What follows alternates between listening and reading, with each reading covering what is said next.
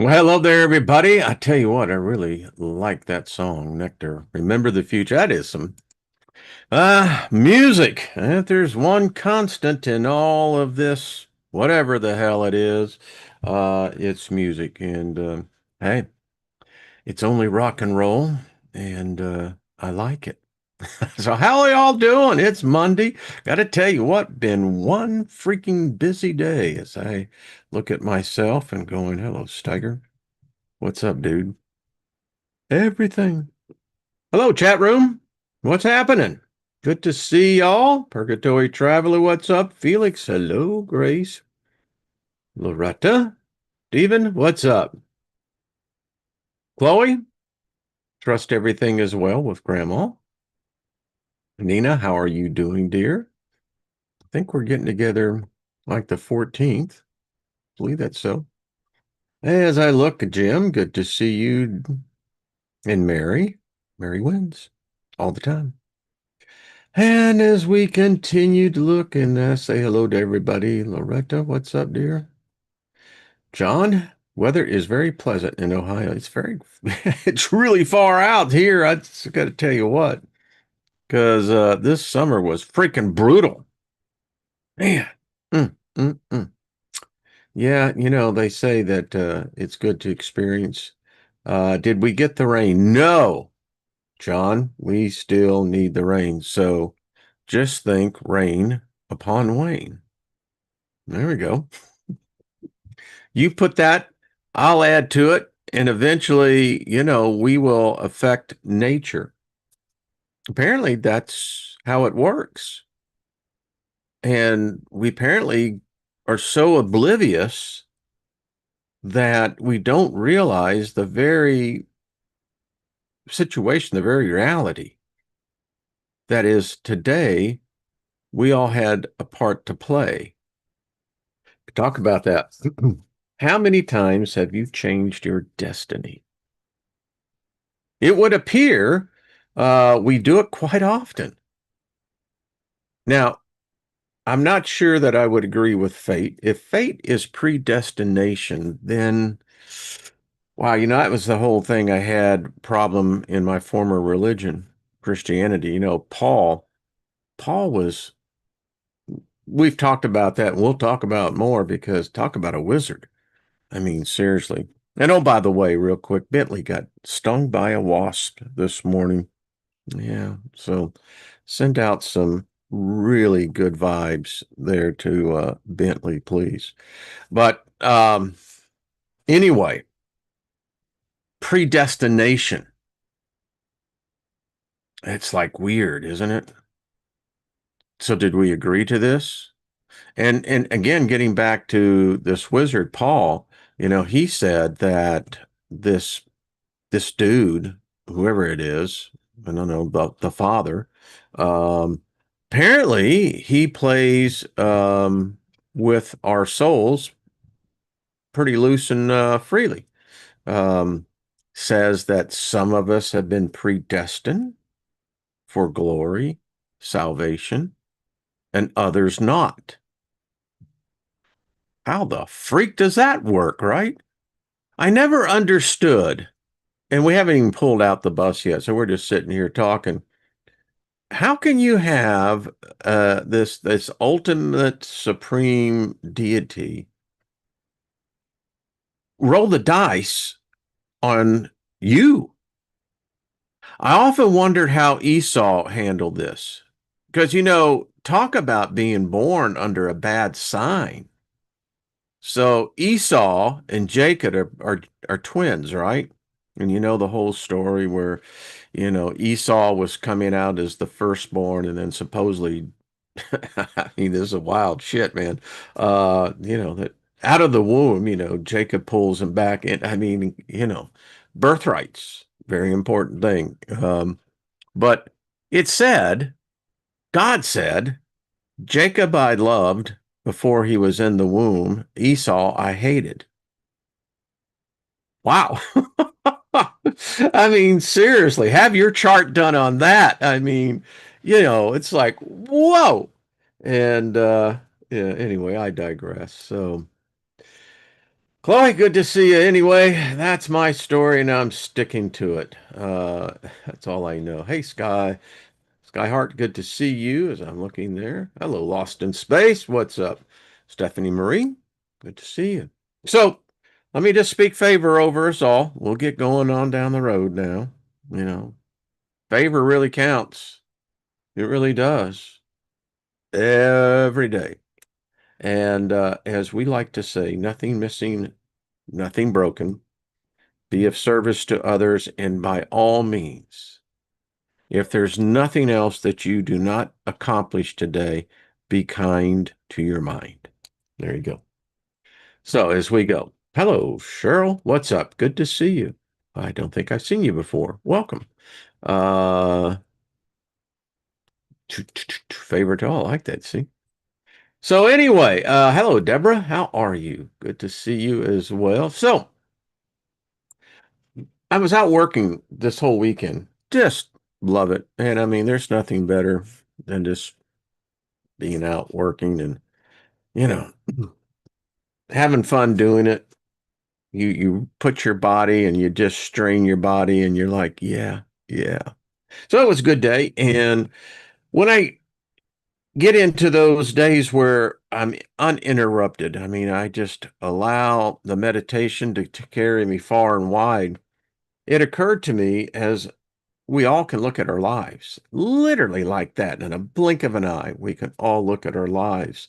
And it's amazing how you can compress, in my case, over 25,200 days into a nanosecond. And we lived it. That's far out. I mean, it's just far out. And I was contemplating talking to, the creator, my spirit guides, who's ever were listening in the astral. And it was a great conversation because I have no doubt altered my destiny. Oh, way more than once. Now, some people say every day, come on, come on. Let's get practical here. And when you look at your life and you look back on your life, let's say you were just 19 and you started a family, you know, or you could take any number of different things, a near-death experience, a religious conversion, a philosophical awakening. I mean, you think about awakening. I was, forget what, it was sometime over the weekend, and I heard in the background, Lynn was watching something, and the person said, when my awakening took place, and in this case, it was right after the lockdowns of COVID, remember all that bullshit? And she said, it profoundly changed me. And I thought to myself, isn't that interesting? Because I can look back on my life and distinctly tell you where I altered my destiny. I believe I had a destiny. I did filed my flight plan, with the air tower. So, I apparently we all have a plan. But I guess the enjoyment of it is when we immerse ourselves into what we call life. Life has a few curves it will always service. And it's not to say that I guess you cannot fulfill your destiny. I guess in a sense we all do. But, and then it gets into that issue of fate. Once again, if fate is predeterminism, then wow, why go through the process? And I saw Dr. Hugh in there. Bonnie giving us the Western theology. I like that. That's cool. Uh, but Dr. Hugh was talking about, do you know that this is a game and do you know the rules? And my retort to that is that is it really a game? And if it is, then who's the creator of the game? Did we volunteer or were we drafted? I don't know. Um, and then what if it's not a game? I love these philosophical discussions because it's not so much that we're seeking an answer as we're seeking a direction. It's like, okay, well, you know, the one thing I think is always curious is that when I always see podcast videos out there where they're making predictions, and that's predictions are that's a slippery slope. I'm not real sure, but anyway. Um, I want to read what Bonnie had to say because I thought that was really good, Bonnie. Actually, when God created man, the angels warned him that man would be too powerful, so God sent a special angel to create a way to control man. She made the zodiac wheel. Her name is Destiny, and I have to scroll down here. Bonnie, did you ever finish the sentence? uh, she's, I didn't see that. But anyway, yeah, well, it's weird. The longer I'm here, the more in awe I've become. There was a time in my life where I thought I pretty much knew, the future, the answers, and come to find out that, well, maybe I wasn't as sure as I thought I was. And it's a good thing. Um,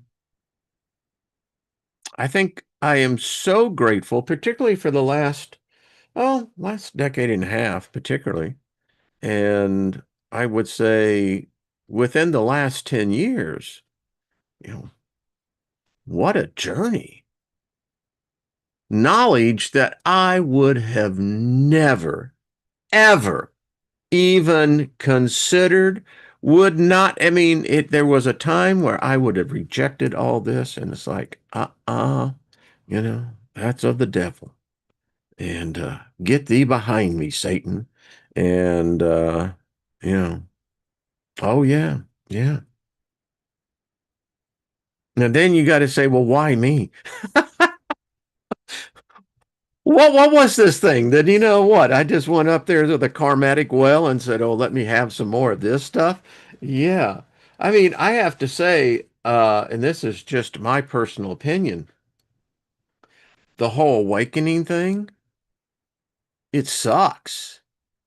I mean, it's not for the weak of heart. It's not for the timid or shy. Um, you know, consider well the path that thee is about to take, for once you cross that threshold, the precipice becomes wider than what you can ever recover from. In other words, there ain't no going back.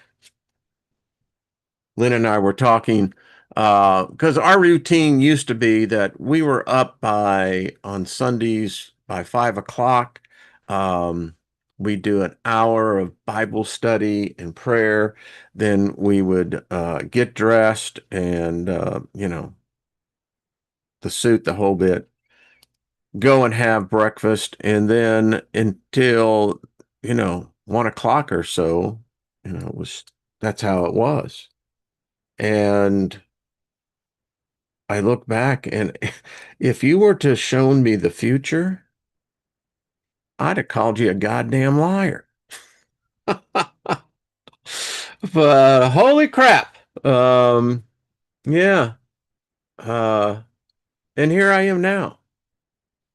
And I got to tell you, if it was like, okay, and I'm not alone. That's the great thing about this. I'm not alone. I would say the vast majority of y'all that are participating and watching this, you're among that number, and it profoundly changes you. there truly is no going back. You know, you can't get your virginity twice. You know, it's one time and one time only. And once you, how should we say, uh, go beyond the precipice, again, there ain't no coming back. And I'm not sure you would really want to. I just don't. When I finishing the thought out was that, she said, could you imagine us in church now? She said there was probably be this wide berth. And I said, why? She says, well, lightning may come strike down. I said, well, if it did, it wouldn't hit us. It hit them. You know, we're not, charged in the same way. And I just don't think I could sit through a sermon. I just, without challenging it, I just, not being disrespectful, having the decorum and the discretion, fully get it, but I just, above all things else, be true to thy own self, right? And then someone would only have to do the going to the great oracle, or actually it's God now. A search engine is a God, um, because it answers your questions immediately. And all they'd have to do is do a social check, and they'd say, "Oh man, he's in." I swear they'd bring out the pitchforks and the whole bit. Yeah. Angel Dreams, how are you? Good to see you. That's so true. You cannot unlearn what you've learned. Hey Jan, how you doing, girl? Good to see you. And it's odd because I look at it, a few things that makes you go, okay. So, read this article, and I'll just read it to everyone because it's so, you do realize that they've advanced the doomsday clock. So we'll get to that in a second. And anyway, this article was saying the experts are betting on a 1 in 6 odds of a total wipeout. Now we cover a lot of stuff here, and we don't, we look at the mainstream wackos because they have a whole different perception of reality. It isn't anything like ours, but nevertheless, we impact their reality as much as they impact ours. And our numbers are growing, which means we will more and more in the future potentially be able to impact and change the very destiny of mankind. I'm assuming mankind has a destiny. I mean, I could be wrong, but I mean, again, and if that's been predetermined, what's the use? You see, if it's a game, well, then it tells me the game is rigged. No matter what I accomplish or don't accomplish isn't going to change a thing. It's like the Indiana Jones movie, Raiders of the Lost Ark. And he doesn't play any role in the movie at all. He is a complete non-character. If he was not in the movie at all, it would still turn out the same. That's kind of what they're saying here.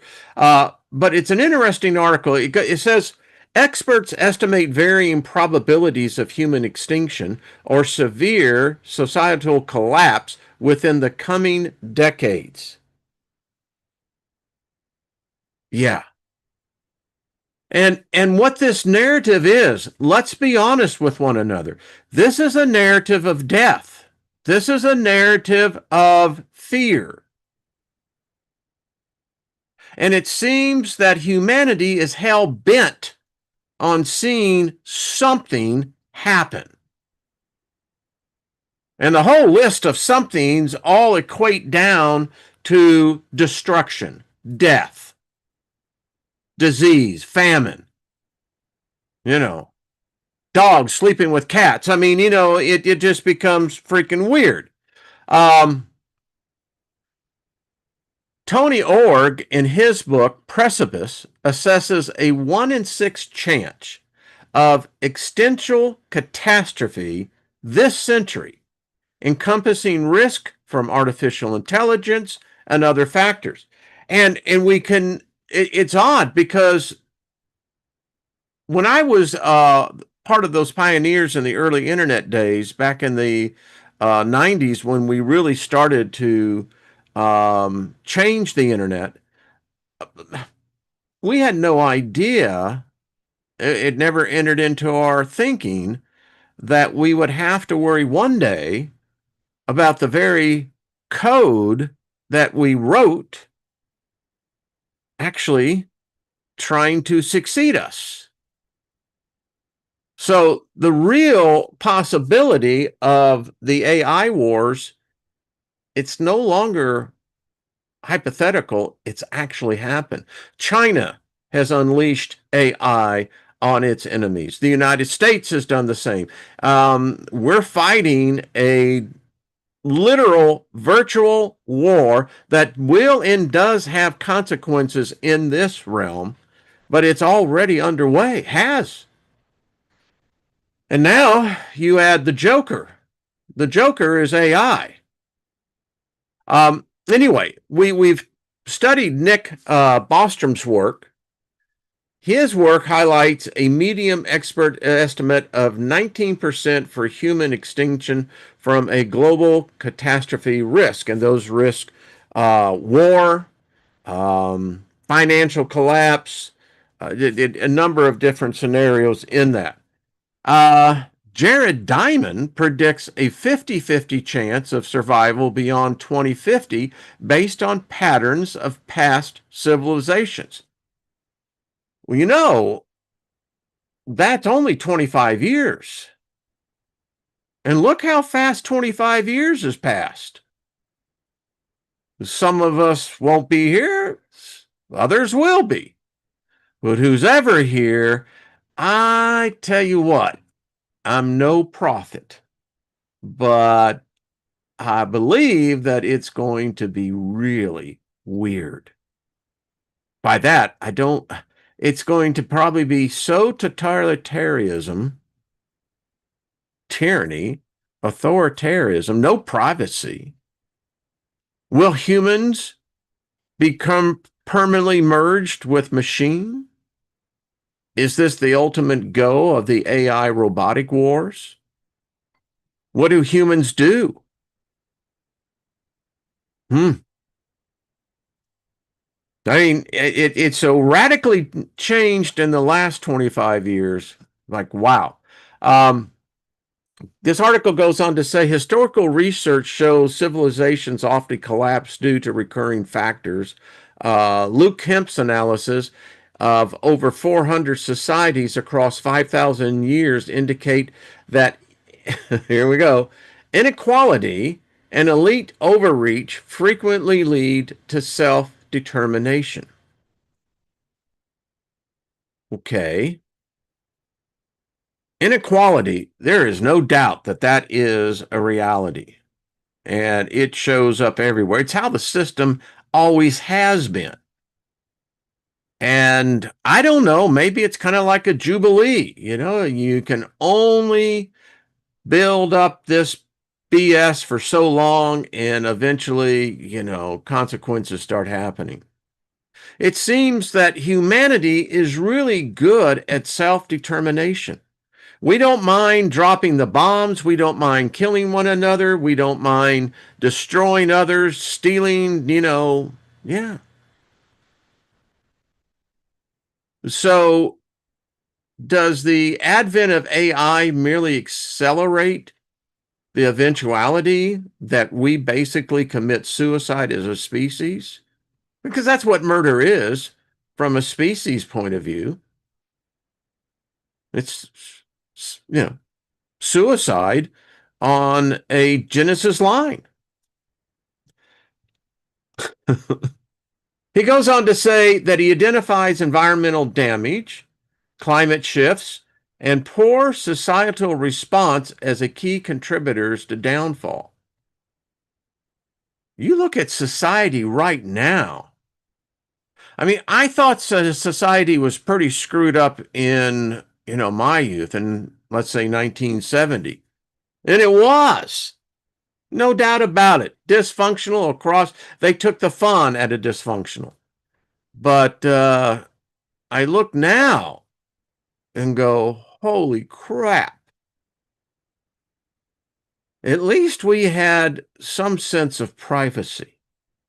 I'm glad there wasn't the internet. I am so fucking grateful. Because I tell you, there were no cameras around that day. But yeah, being a hippie was, yeah, anyway.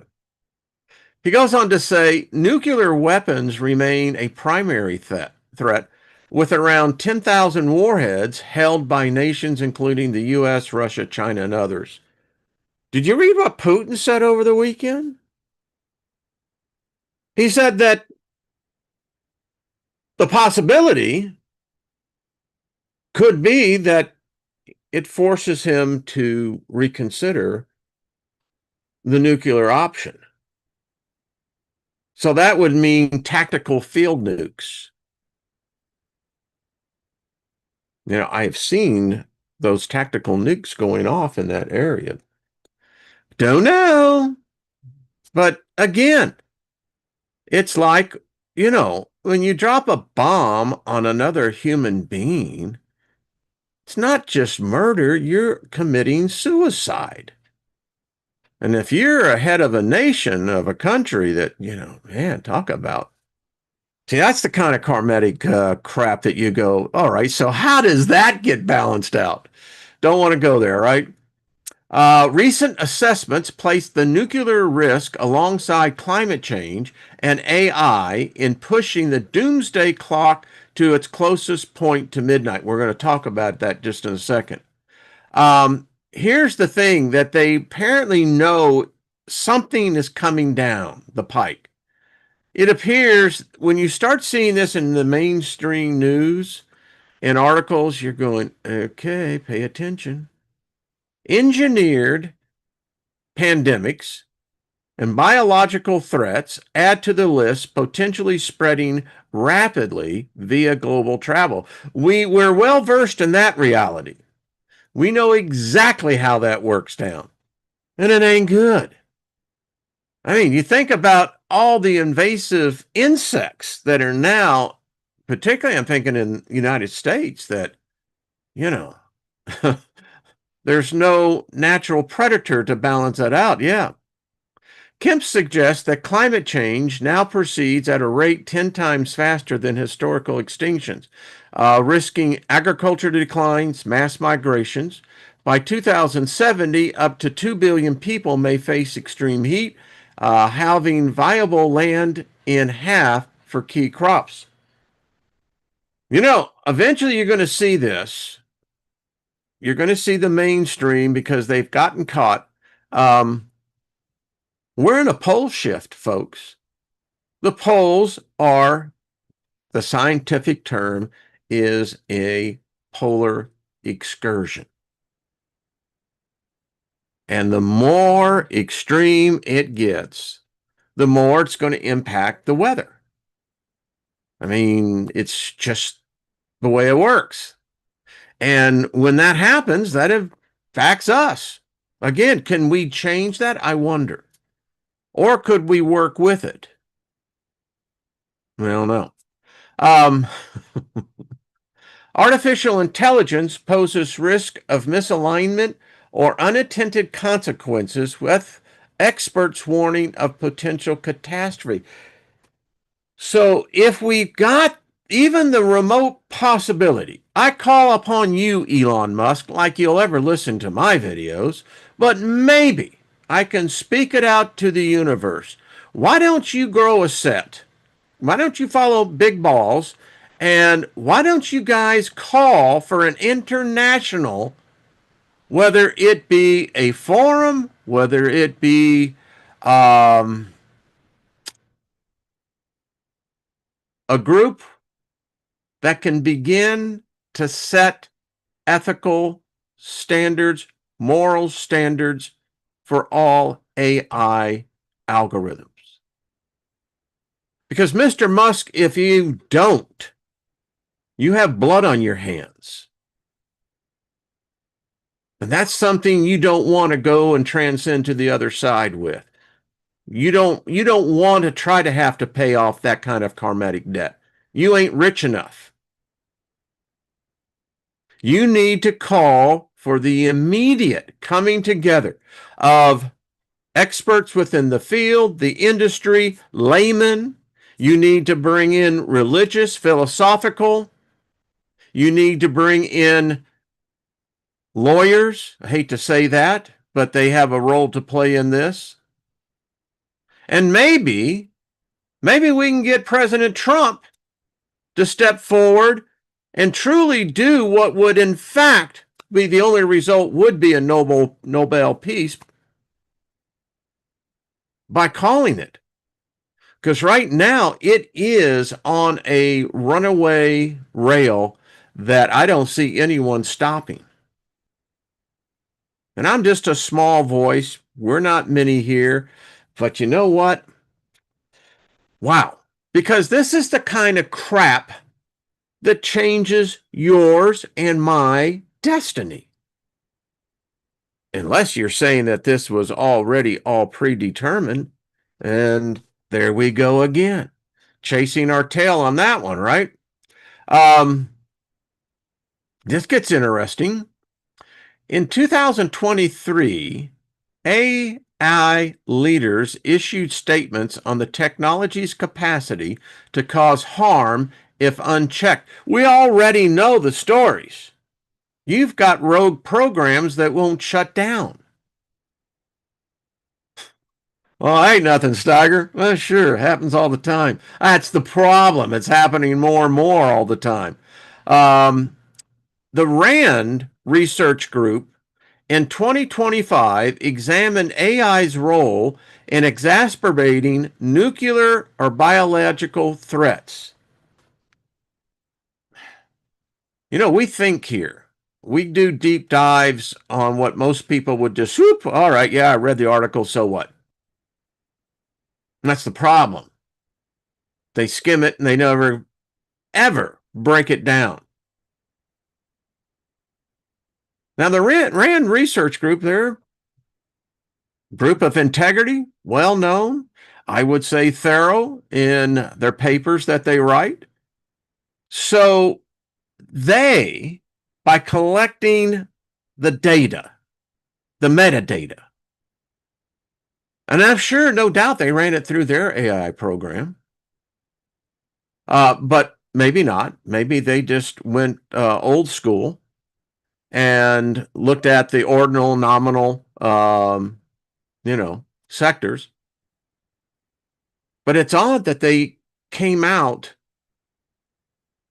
and something that you don't hear in the news, you don't hear in the talk shows, the fact that AI is now in charge of the nuclear buttons. China, United States, England, Russia. AI is playing more and more a role, playing and removing the human factor out.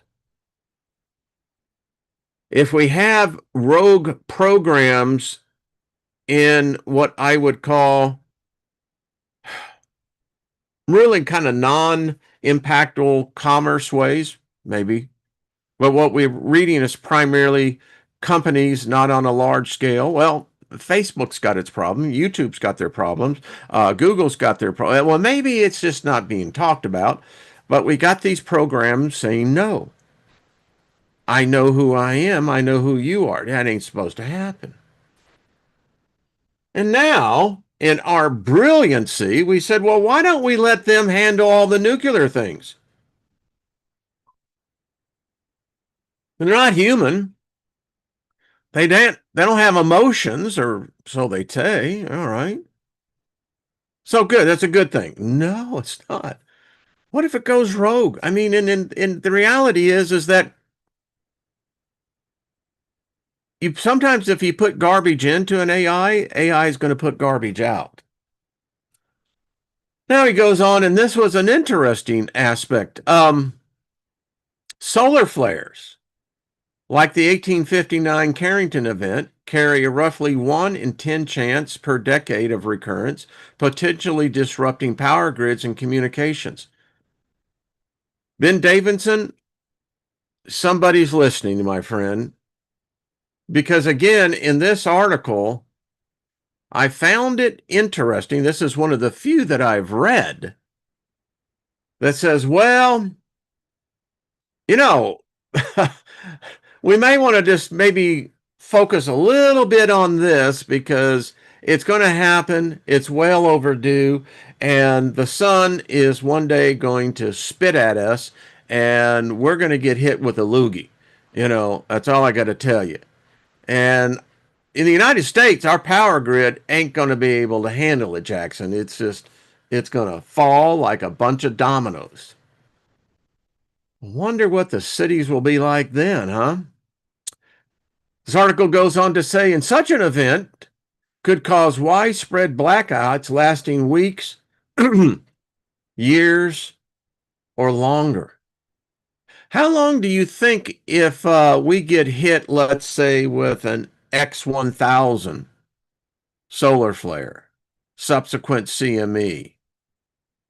How long do you think it's going to take them to get the grid back up? Uh, Maybe never.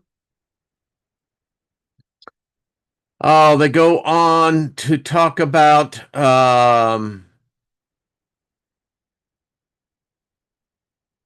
biological threats. It's now being used as a form of weapon warfare. Says wealthy individuals prepare for these scenarios through their bunkers and remote properties. For instance, they bring out that Peter Thiel owns land in New Zealand, while Sam Altman has an agreement to evacuate there with him. Mark Zuckerberg is constructing a fortified compound reflecting broader trends among tech elites. I mean, what the hell is Jeff Bezos building down there in West Texas? West Texas! They say that the cement trucks are literally lined up 24 hours a day. But what's going on down there? But that's something. The billionaires seem to be in a much more faster pace in fortifications. Yeah, yeah. All right, so there you go. Um, so let's talk about the doomsday clock real quick because all of that has led to now they moved up the doomsday clock to where now it is 89 seconds. Mm-mm-mm. So, and I don't know if they continue to advance this, what this means. I guess if we get down to the last 10 seconds, I guess it's pretty nasty at that point. But anyway, the dangers continue to mount. You know, we have the whole DEFCON thing. So there we go. It is a mess, period. I don't know what your opinion is, and because it seems like we've got to get busier. I mean, the whole thing I think about as a layman's philosopher, all right, so I know there's a direct correlation between the physical and that of the unseen, the non-physical, if you want to say it. I know that the two are interacted and interconnected. Now, the other realm may have other connections to other realms beyond that, but this one seems to be heavily integrated into this. There seems to be a really big deal on our souls. Not sure anyone's actually proven that we have one, but it soothes us to do it as well. Um, and it seems like we believe that there is this super intelligence that seems to be running the show here. I don't know if that's true. Nevertheless, that's what we're taught.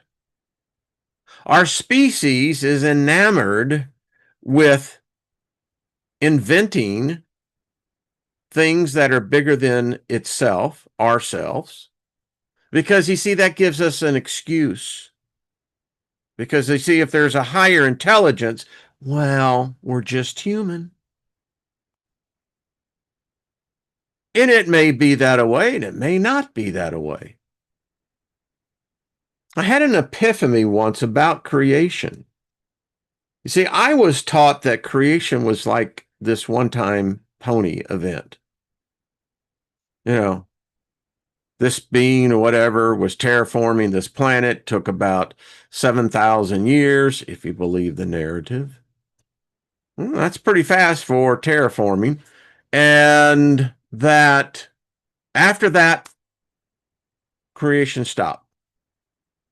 I don't believe that. I believe that it is an effect. It never stops. It continues. We're just merely in the aftermath of the initial effect. But the residual is still here. We're a part of that. It's integrated into us. And then we have the ability to create upon that which has been created already. And it's not necessarily that there's any rules to any of this. It seems to be our innate ability that individually, it's what we do. Is there a single deity, entity? I don't think so. I mean, my argument is that if there is, then it's a rigged system. Then maybe we're rigged. I don't know. Humanity is not the kindest of species. We have the capacity, but we don't. So we have a 50-50 chance of survival within the next 25 years. And then I think about this.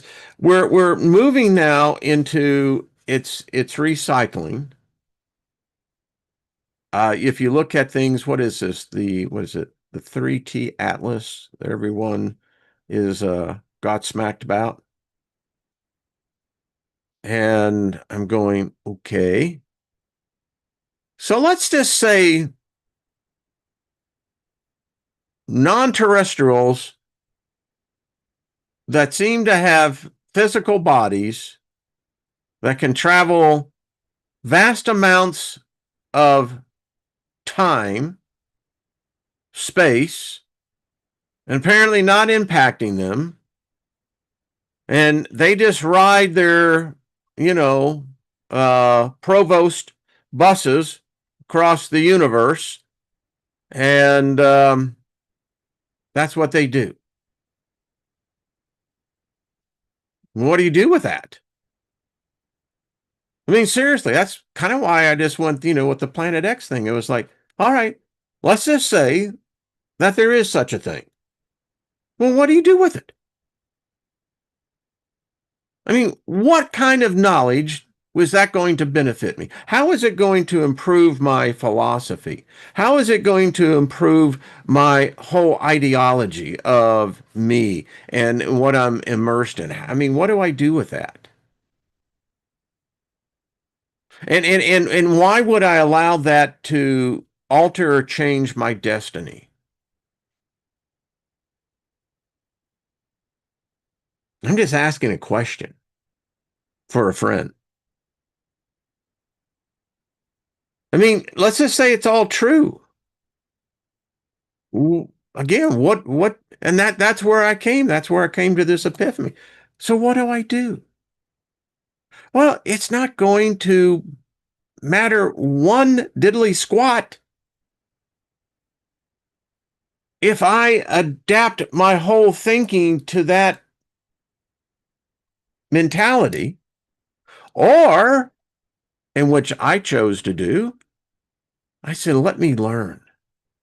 I mean, if this is the inevitability, then heck, I want to find as much of that I can. Show me. There's not enough time in one lifetime to learn enough. And so I kept an open mind and said, well, an open mind is the only mind that is truly a rational mind. You know, I was stuck in a mind worm for half a century. But as it turned out, I was learning shit, man. And who would have thought that today, learning all that lends to a conversation with great minds like yours? Because I'm convinced more and more that, I've seen how parties work. I've seen it from an organized religion. I've seen it from a political. And the thing that I walked away from all that was this: two things. One, people. And in some cases, not a real large amount of people.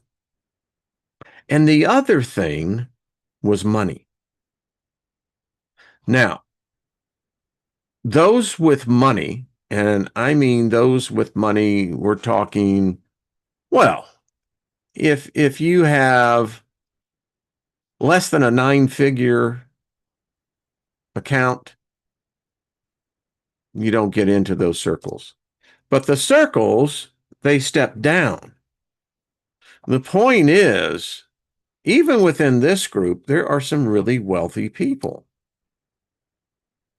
We just have to become organized and sophisticated enough. And the problem is, so many open-minded thinkers, they're great at analyzing and thinking, but many times they fail in the attributes and traits of organization. And again, the other thing is that you have to have commitment. Now, I'm not saying that you need money per se, because quite frankly, that can be created. And that's what I'm talking about with a group that would be dedicated to, and maybe they're already out there. Maybe I'm just talking from a layman's point of view, that you could get people organized enough that we're non-political, non-religious. We understand that this is an aspect to our destiny. I think it would be an adventure. And then we begin to impact, because somebody is impacting, someone, group, organization, that I have no doubt is fully impactful on our reality.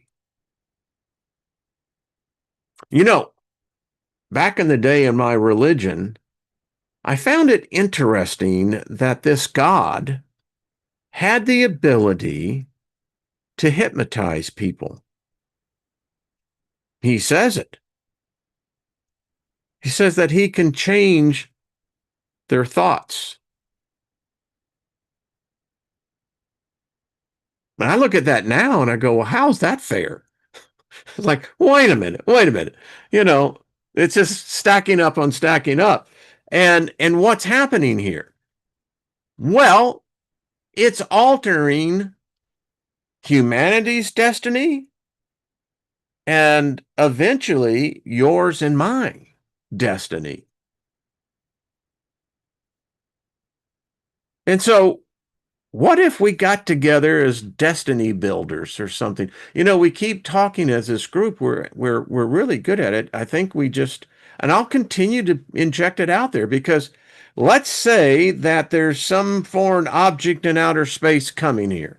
Or let's say that there is a portal that has been opened and there's bad shit coming through it. And let's say that in the midst of all this, we have the Earth itself. It's now mimicking every planet in our solar system. That now we're in this dust cloud, this Parker spiral, that this thing that comes through the Milky Way, and it's affecting our sun and the magnetic fields of every planet, and Earth is now not immune to it. We're now fully exposed to this. And let's say that this is going to cause catastrophe on a global scale. Let's say that because the magnetic field is down, that the cosmic rays are coming in. They're not being shielded as we have been in the past, and this is making us as a species go nuts. I mean, because you can follow the religious narrative. Muhammad is returning, Jesus is returning, whoever, Buddha's returning, someone's returning. And it don't look good for us. Okay. So if they're returning, holy crap. So either one is that if this is truly our destiny, then we should be able to see it psychically.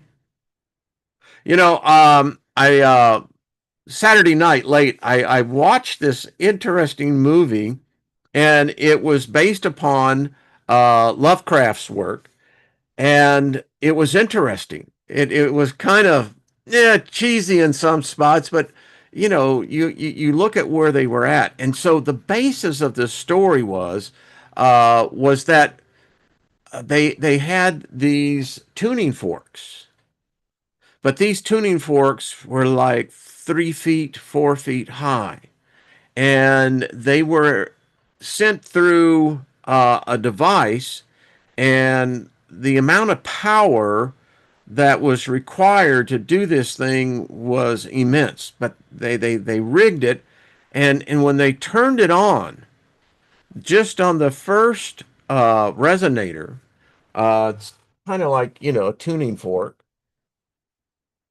And I found this really to be very interesting. Um, in fact, it looked. I'll pull this one out real quick. Yep, these things are like this one is truly form fitting. So anyway, imagine this much higher and thicker, and let's see if I can get it to. Anyway, you get the idea. So it starts this thing, and then if you have any of H.P. Lovecraft's work, they begin to see these creatures. And one of these creatures went to attack one of the scientists and latched onto him. And when they turned the frequency resonator off, it couldn't see us and we can't see them. So I'm taking notes because I'm thinking somebody has done some research on this. Maybe they didn't have the biggest budget, right? But they got the message across. And it was based upon the fact that if we could get resonators, in other words, tuning forks, huge tuning forks, and amplify through electrical process, kind of goes with what Tesla was thinking. Now, see, that would be kind of cool. Do you think that that would then have an effect of maybe if something's coming back here, we suddenly have this means of,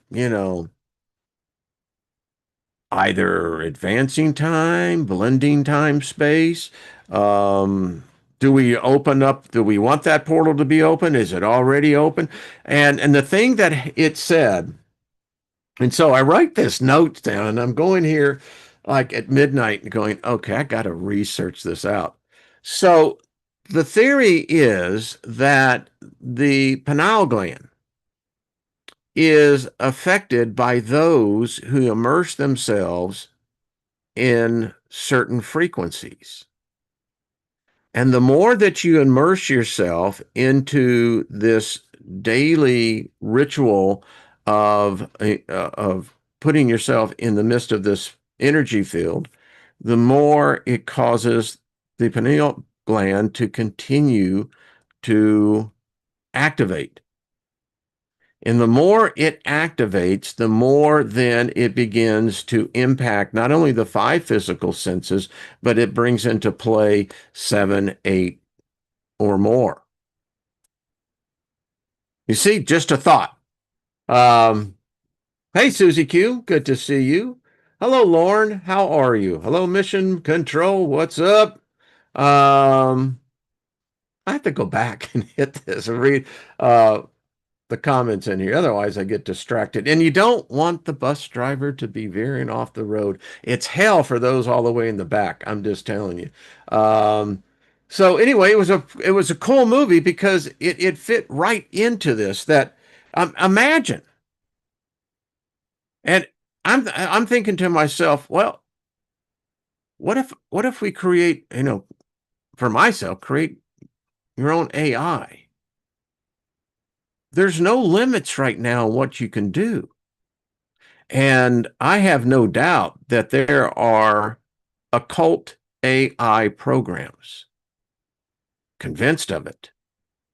I believe that there are AI programs, algorithms that have been dedicated specifically to a certain demigod, god, goddess.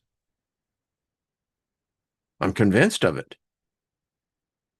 You're giving the entity by just naming it, but if you go through ritual, listen, I've been around enough of that stuff to tell you that stuff is real. And it doesn't matter whether it's a machine or not. If you dedicate a algorithm to a god, that god is going to inhabit it. Now you can say, well, maybe, maybe not. Fine. Do it and let me know what happens, right? um, but that's how I see impacting other things. I mean, if the game is set, then I have always been a rebel. I'm a rebel spirit. That's some would say that's my problem. Others say that that's my strength. And I'm not alone. There are many other rebels here. We find each other. It's the light. It's the frequency that we put off, and that's how we begin to form these tribes. Because we've been there before. But anyway, the point being to all of this that if this be true, then what if we do our own? Specifically in that area that we would bring in a foreign consciousness because they're out there. If you channel, if you pray, if you meditate, you're already experiencing it. I'm just saying we dedicate it to code. That's all. Says no problem in afterlife. One could become a demon. Depends on knowledge, experience, and willpower. A divine one? Is that what you're saying? Well, and then here's the other logic to that. So again, of all the things I've read on the angels, the demons, all of the books, all of it, I think to myself, how sad Because I'm reading most of the times the words of a dead person who's I'm reading their words. But the thing that I find so odd is that the angel never matures. The demon never grows up. It's as if time has stopped for them, which to me defies the law of creation itself. I don't think creation has any stagnant stasis. I think it's dynamic. And if it's dynamic, then it means nothing stays as it is. That would include the theology of Western culture of this whole angel demon thing. Because you know what? I don't believe in them all.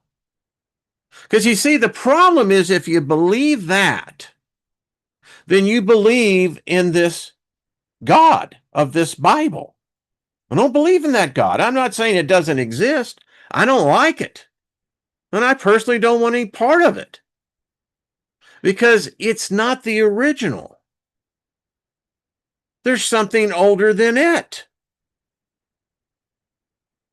And ignorance is a self-inflicted disease easily cured by knowledge. So to cure my ignorance, the only thing I know to do is to find knowledge. Son of a gun. Where'd the time go? So how's everyone in the chat room? Let me know. I mean, I love our little get-togethers. They're exciting. Because I think as this rift continues to open in our reality, it's powerful. And it's here. And as far as other life, well, you know, if you get into the fem paradox, see, I just don't believe we're the only life. But then again, my perception of life is pretty limited. I perceive that it's much broader than that. And if that's the case, then are we not talking about consciousness?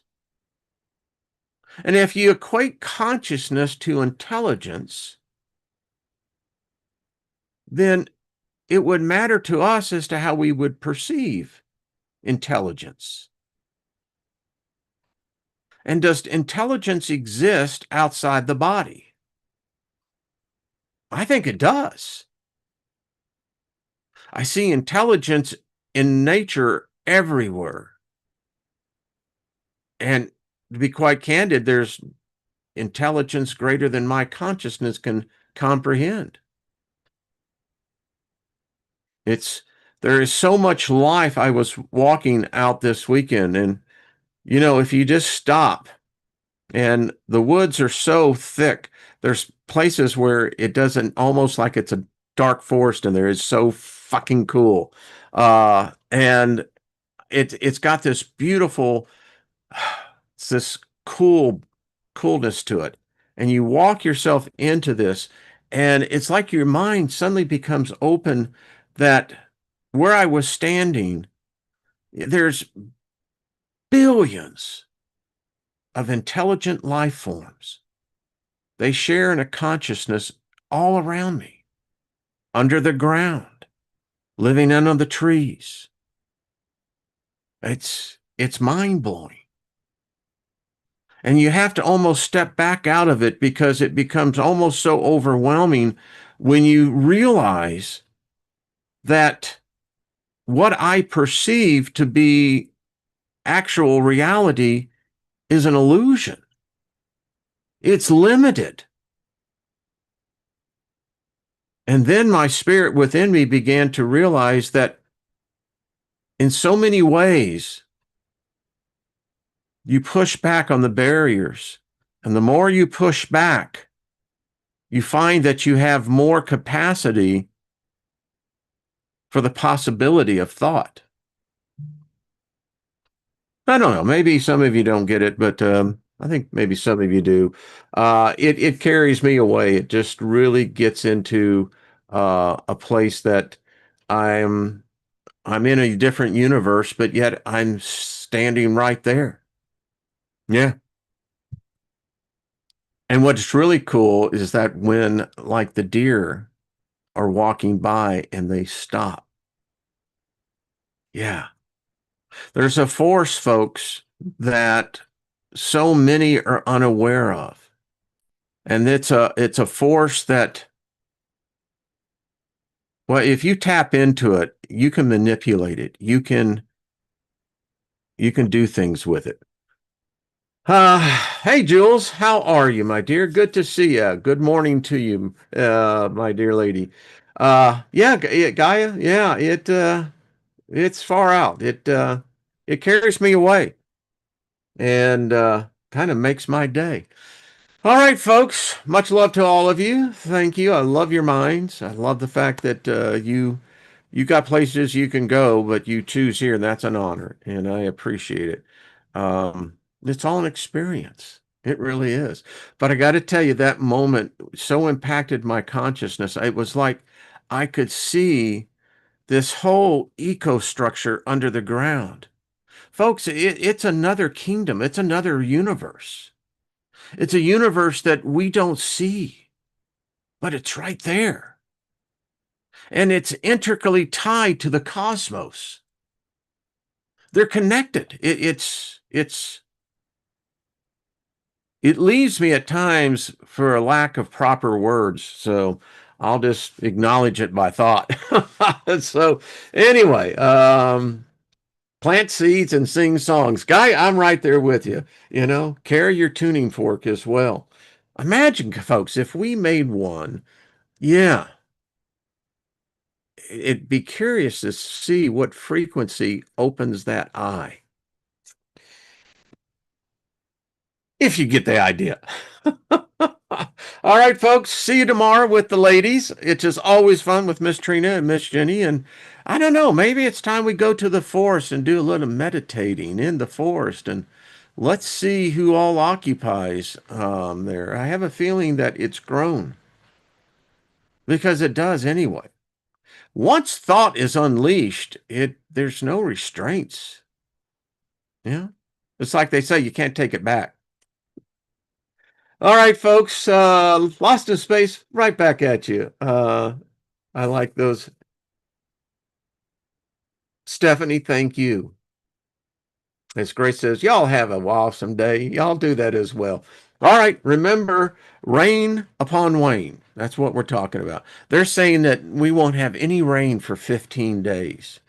I'm saying, this group can manufacture rain. And so, you know, just think upon me. And that's just right here in this area. Yeah. It'll work. Yeah. Elderberry, later to you, my friend. All right, folks. We'll see y'all.